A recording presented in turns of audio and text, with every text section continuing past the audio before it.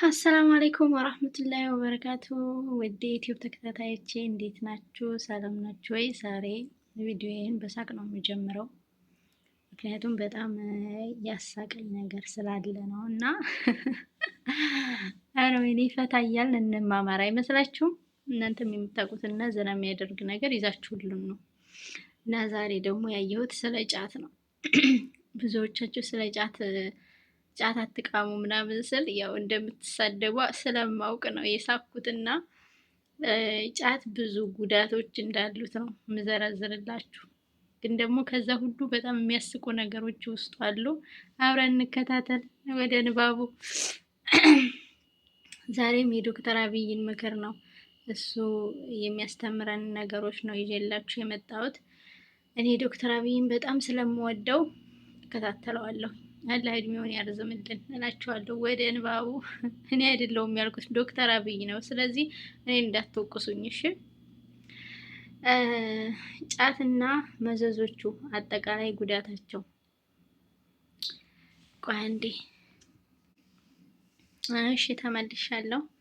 ላይክ እያደረጋችሁ ሰብስክራይብ እያደረጋችሁ ሳይ ጎበዞቹ እና ጫት አነቃቂና ሱስ አምጪ ከሚባሉ እጾች መካከል አንዱ ነው።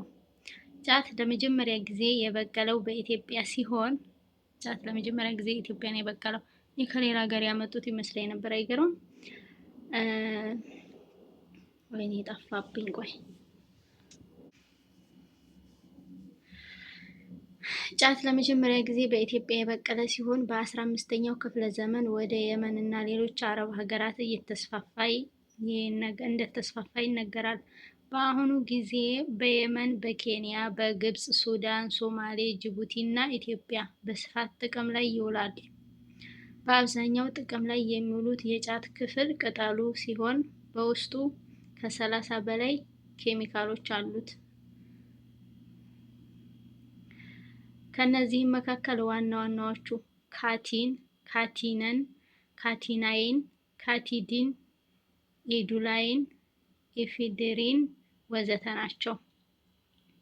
ካቲንና ካቲነን የበለጠ የሚያነቃቃና የአይን ብሌን እንዲሰፋ የሚያደርጉ ናቸው።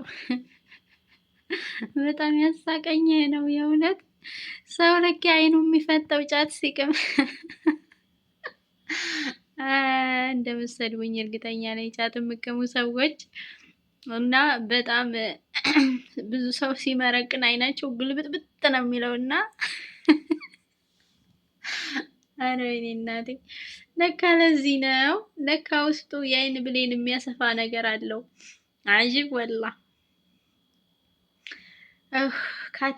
ካቲንና ካቲነን የበለጠ የሚያነቃቃና የአይን ብሌን እንዲሰፋ የሚያደርጉ ናቸው። የጫት ኬሚካል ይዘት እንደ ጫቱ መገኛ አካባቢ አይነት ጥራት የሚለያይ ሲሆን ቀላ ያለው የጫት አይነት በአብዛኛው በተጠቃሚዎች ዘንድ ተመራጭ ነው። አዎ ይመርጣሉ ጫት። ነጭ ጫት አለ፣ ቀይ ጫት አለ፣ ብቻ ናሽፍ የሚባል አለ፣ ዝም ብሎ ቅጠላም የሚባል አለ። ሁሉም ጫት አንድ አይደለም፣ ዋጋውም ይለያያል እና ደግሞ አንዳንዱ በጣም የሚያመረቅን አለ። እኔ አሁን በሰፈሬ ራሱ ማቀው አንድ ቦታ የተተከለው ጫት በጣም ኃይለኛ ነው የሚያመረቅን። ትንሽ ቅማችሁ በጣም ያመረቅናል። አንድ ቦታ ያለው ደግሞ እዛው ሰፈር ሆኖ ማለት ነው የተለያየ አካባቢ ያለ ጫት የማያመረቅን አለ። አንዳንዱ ደግሞ በጣም ኃይለኛ አለ። እኔ ይገርመኛል። ጫት ነው ግን ለምን እንደሆነ እኔ እንጃ። ግን ያውቁታል እነሱ። አይ እናቴ ወዬ። እና በጣም ነው ያሳቀኝ የጫት ጥቅሞች። ኧረ የጫት ጥቅሞችም አለው፣ እመጣላችኋለሁ። ቀላ ያለው ተመራጭ ነው የሚለው ላይ ነው ያቆምኩት። በማነቃቃት የደስታ ስሜት ይፈጥራል። የጫት ጥቅሞች ማለት ነው። በማነቃቃት የደስታ ስሜት ይፈጥራል። ነቃፈታ ያደርጋል። እሺ ረሃብን ይቀንሳል። ይሄ ልክ ነው። ጫት የሚቆሙ ሰዎች ምግብ በብዛት አይበሉም። የሆነ ቀን አንዱ ማለት ነው ጫት አትቃም፣ ኧረ ተው ጫት አታብዛለዋለሁ። ጫት ባልበላ ኖሯል እህል አይጠቅመኝም ነበር። ኧረ ወይኔ እናቴ። እና ጫት መቃም ምግብ ይቀንሳል። ጫት ምግብ እንዳይበሉ ይዘጋል። እና ታዲያ ወፍራም የሚሆኑ ሰዎች ቢቆሙ ጥሩ ነው፣ ሰውነታቸው ይቀንሳል። ግን ጥሩ አይደለም፣ ሀራም መሆኑ ነው እንጂ ጫት ሰውነት ይቀንሳል። ጫት የሚቅም ሰው ሁሌ ስብ እየበላ ጥሩ ጥሩ ነገር እየበላ ካልሆነ በስተቀር ዝም ብላችሁ በቃ በሽሮ የምትቅሙ ከሆነ ሰውነታችሁን ይጎዳችኋል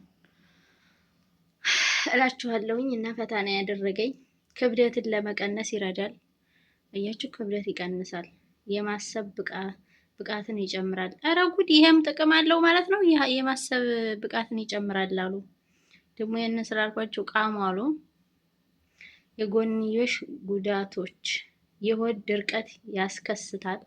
ጉዳቱ ደግሞ የሆድ ድርቀት ያስከስታል። ደም ግፊትን ይጨምራል። የአፍና የጨጓራ ካንሰር ያመጣል። ወይኔ ይህን አላውቅም ነበር።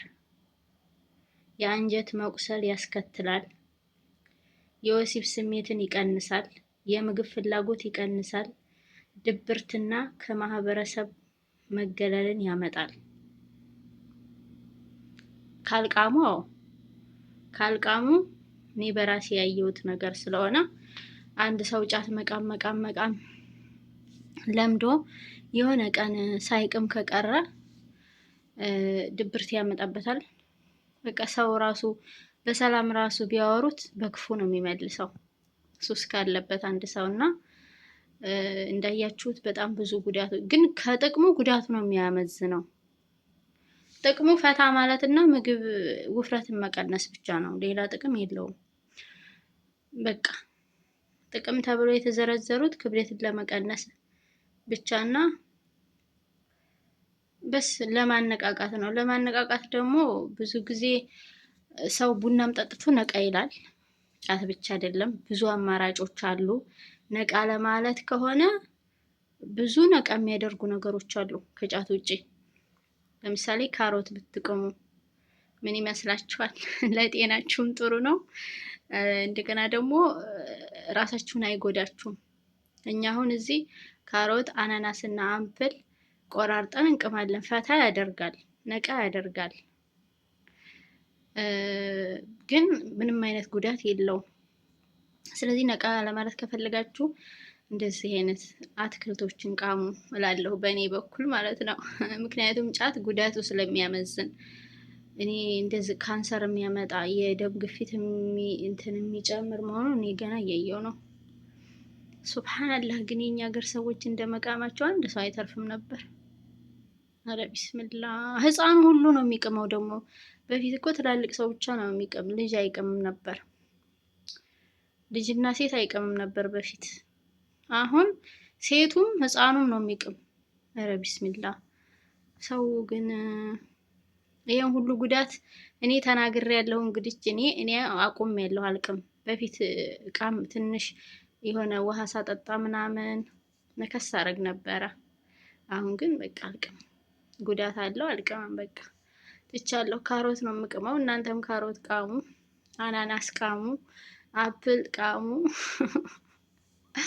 እና ለማንኛውም መቃሙን ተውት። ምንም ጥቅም የለውም። ጉዳቱ ነው የሚያመዝነው። ፈታ ለማለት ከፈለጋችሁ ሌላ ፈታ የሚያደርግ ነገር ቀይሩበት። ምክንያቱም የደም ግፊት የሚጨምር የአፍና የጨጓራ ካንሰር የሚያመጣ ከሆነ የአንጀት ቁስለት የሚያስከትል ከሆነ የምግብ ፍላጎትማ ፈልጋችሁ ነው እኮ እያያችሁት ቀጥታ የሚመጣ ነገር ነው። አንዳንዶቹ ደግሞ ምግብ በጣም የሚለቅባቸው አሉ ጫት ቅመው። አንዳንድ ሰው እኔ ግርም ይለኛል፣ ጫት ቅሞ የሚርበው ሰው አለ። አንዳንዱ ደግሞ ዝግት ነው የሚያደርጋቸው። አብዛኛው ሰው ግን አይበላም ጫት የሚቅም ሰው።